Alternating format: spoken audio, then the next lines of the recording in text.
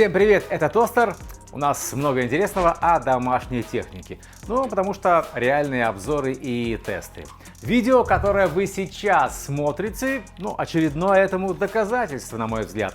Протестируем схожие технологические по стоимости на момент публикации видео роботы-пылесосы. Один известного китайского бренда Xiaomi, горячо любимого многими в нашей стране. Иногда эту любовь разделяю, иногда нет. А другой популярной российской марки бытовой техники Redmond. Да, этот робот, он тоже производится в Китае, но сам бренд Redmond, он именно российский, с главным офисом в Петербурге. Привет, Питер.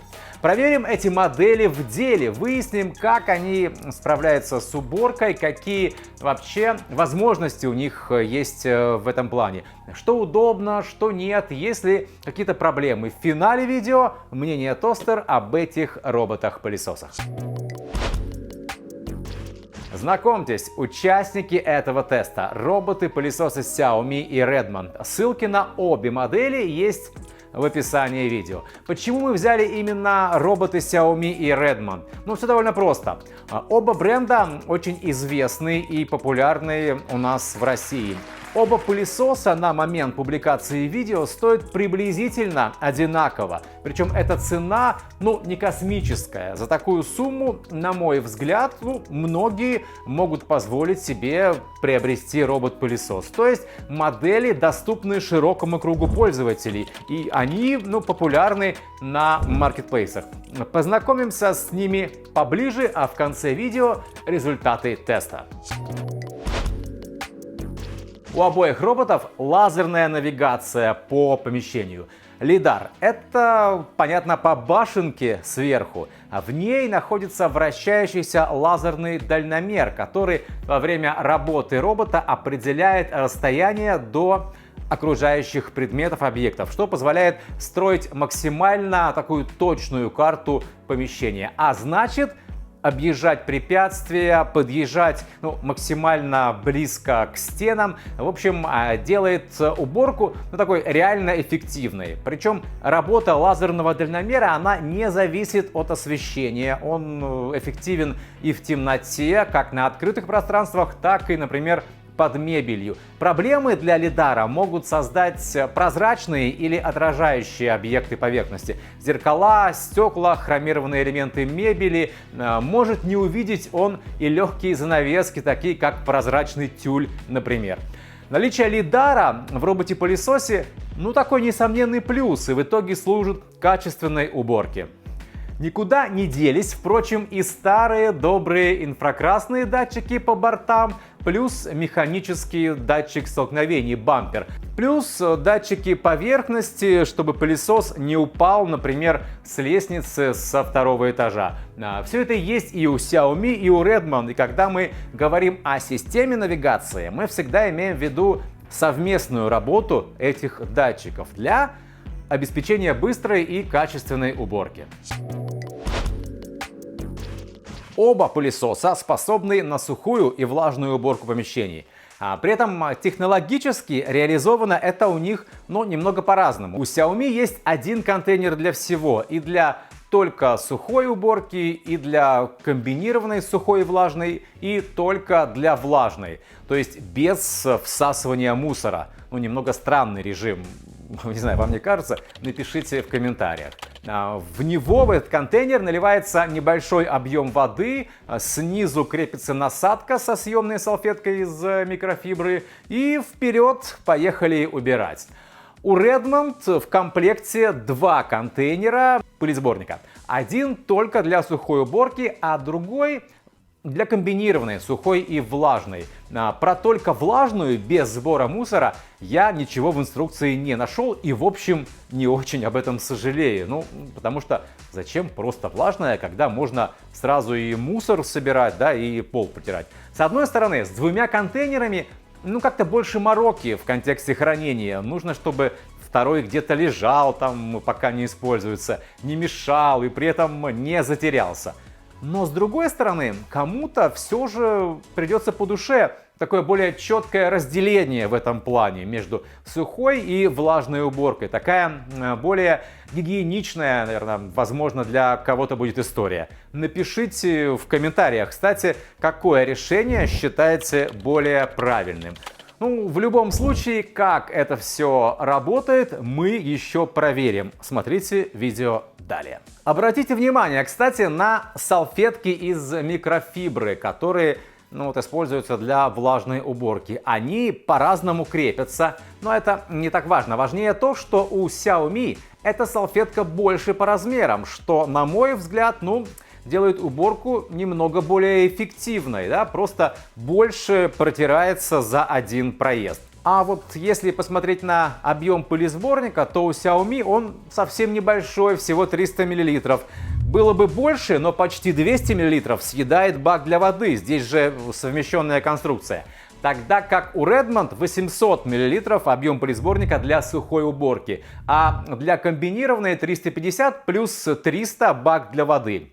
При уборке небольших площадей это не так важно, а вот если квартира большая, дом, тут эта разница явно играет в пользу Redmond. Раз уж коснулись возможности уборки помещений большой площади, то логично вспомнить и о времени работы при полностью заряженном аккумуляторе, батареи.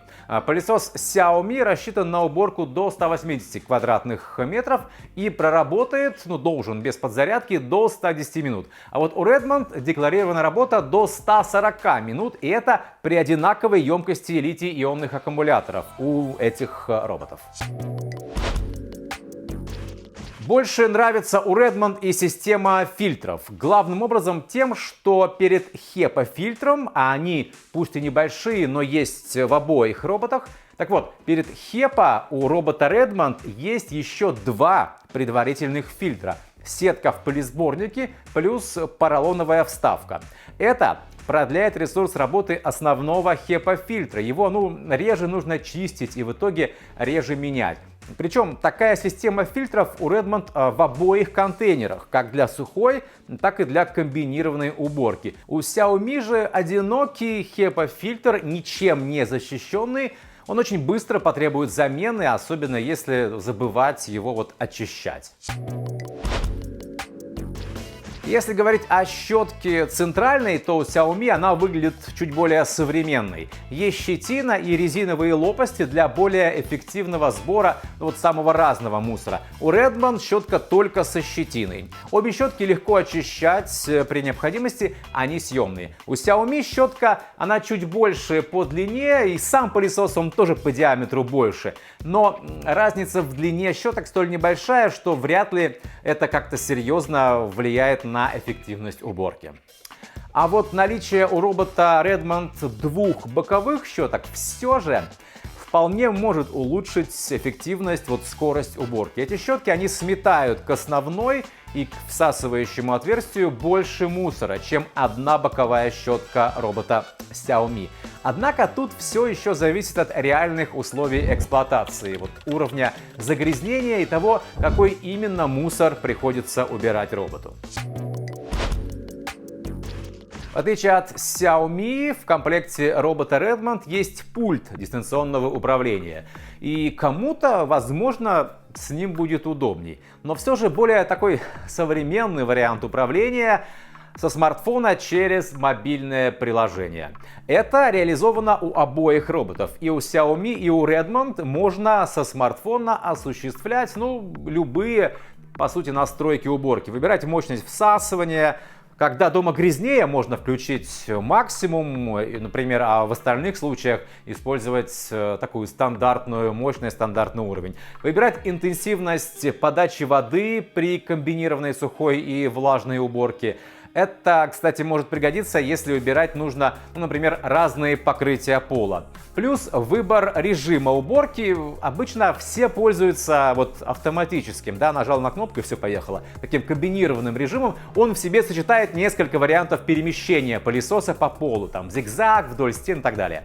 И у обоих роботов такой авторежим есть. Удобно через мобильное приложение и составлять график уборки, чтобы пылесос, например, отправлялся убирать, когда никого нет дома, в будни. Многие, кстати, и я не исключение, я прям опрос проводил, почему-то предпочитают, чтобы автоматическая уборка начиналась в полдень. А как у вас? Напишите в комментариях.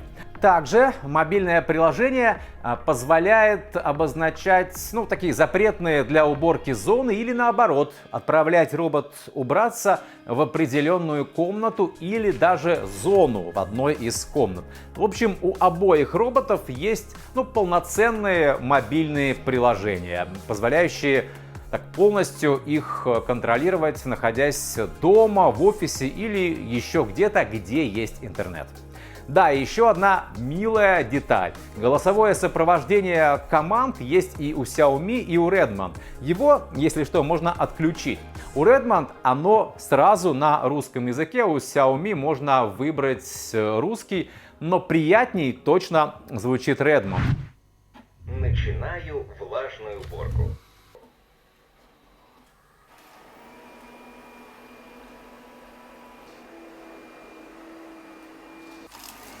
Возвращаюсь на базу.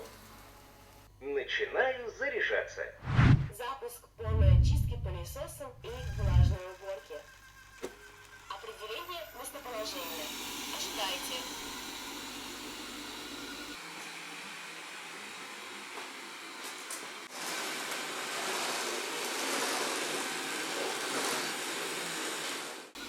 Возвращаюсь на док-станцию для зарядки. Определение местоположения. Ожидайте. Начало зарядки. Кроме того, у Redmond через мобильное приложение можно записать свои команды, как бы озвучить действия пылесоса своим голосом, например. И даже использовать там какие-то сэмплы для озвучивания. Но это для тех, кто хочет заморочиться и так кастомизировать максимально эксплуатацию робота, конечно.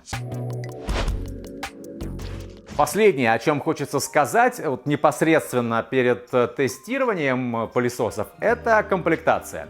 Обычно я на этом не сильно заостряю внимание, но в случае с Redmond и Xiaomi есть ощутимая разница. У Redmond есть запасные фильтры, в том числе HEPA и поролоновый, есть запасные боковые щетки. Докупать это все равно придется. Это основные расходные материалы при эксплуатации робота. Но совсем не сразу. Все-таки есть запасные фильтры, и если там аккуратно очищать те, которые уже работают, то там на годик точно хватит, а то и больше.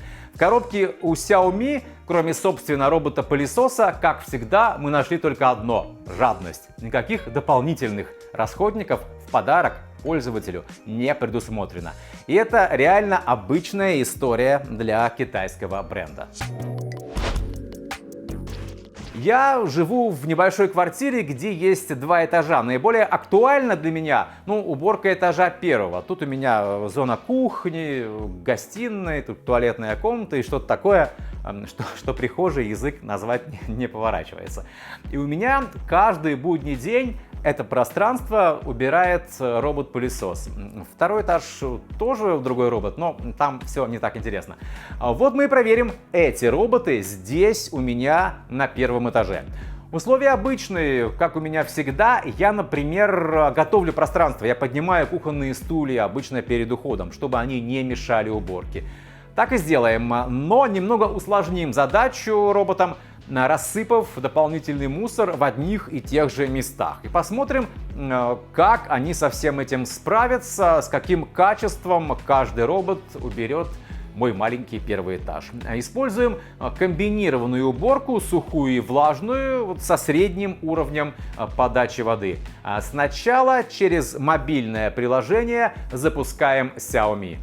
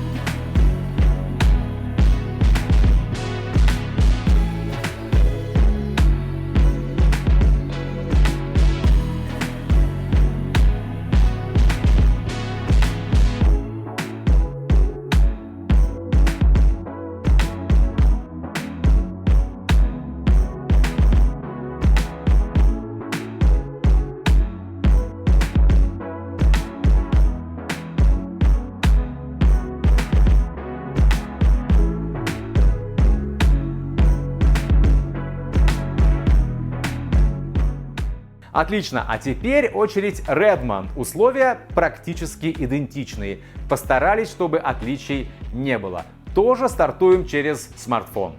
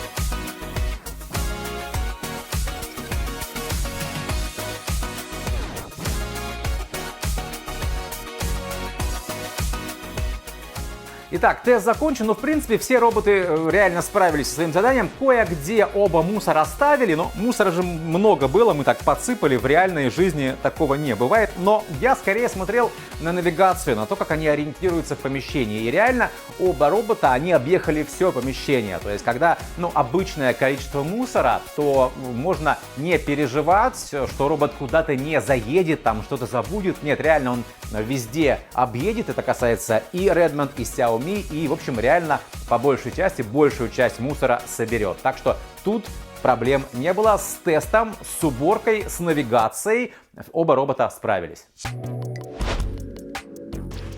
Как я люблю говорить, вы все видели сами. В целом у меня нет, опять же, претензий к качеству уборки обоих роботов-пылесосов. Со своей задачей, повторюсь, они справились. При подробном знакомстве с роботами мы выявляли некоторые преимущества то одной, то у другой модели. Но в целом нет ситуации, когда один робот в чем-то сильно хуже или сильно лучше другого. Цена практически одинаковая, зависит еще от конкретного магазина. Где-то Xiaomi может быть на 1000-другую дешевле, чем Redmond. Если все же поставить обе модели на весы и выбирать, то... во-первых, давайте вы тоже поучаствуете. Пишите в комментариях, какой робот вы бы выбрали. Вот и будет реальное народное голосование. Что касается меня...